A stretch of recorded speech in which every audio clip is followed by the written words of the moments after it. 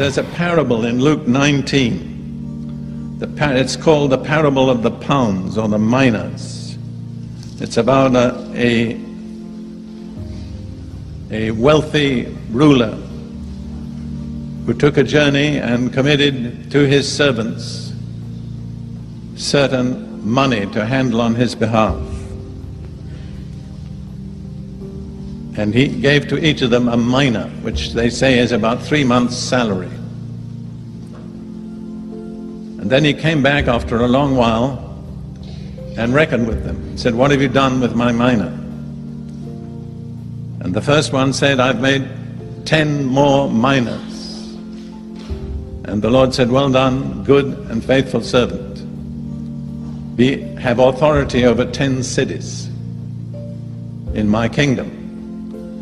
The second servant, he said, "What have you done with my mina?" And he said, "I've made 5 minas." And he said, "Well done," but he didn't say good and faithful. He said, "Have authority over 5 cities."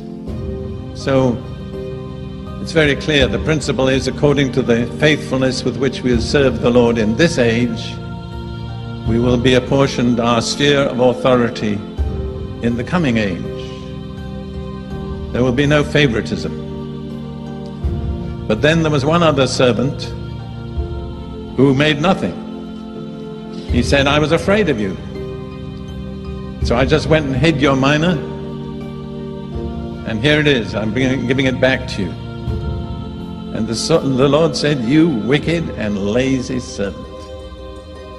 How many of you realize that laziness is also wickedness? We have such an unbalanced scale of values in the church. If a man gets drunk, we think that's awful, and certainly it's not good. And we wouldn't have a drunkard in church. But how many lazy people do we have in church? People who never really take time to study the Bible or to get down in prayer. People maybe who you can't even rely on to do a thorough job anyway. The Bible calls them wicked. But I want you to see the end of this parable. Because when this man went away to get his kingdom and return, his citizens sent a message after him saying, "We don't want this man to rule over us." And when he returned at the end of the parable, the final words are these: "But bring here those enemies of mine who did not want me to reign over them, and slay them before me."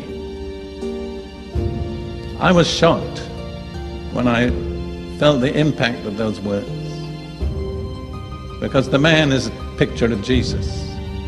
And he says, "Those who rejected my rule, bring them here and slay them before me." He is just as thorough and faithful as judge as he is a savior.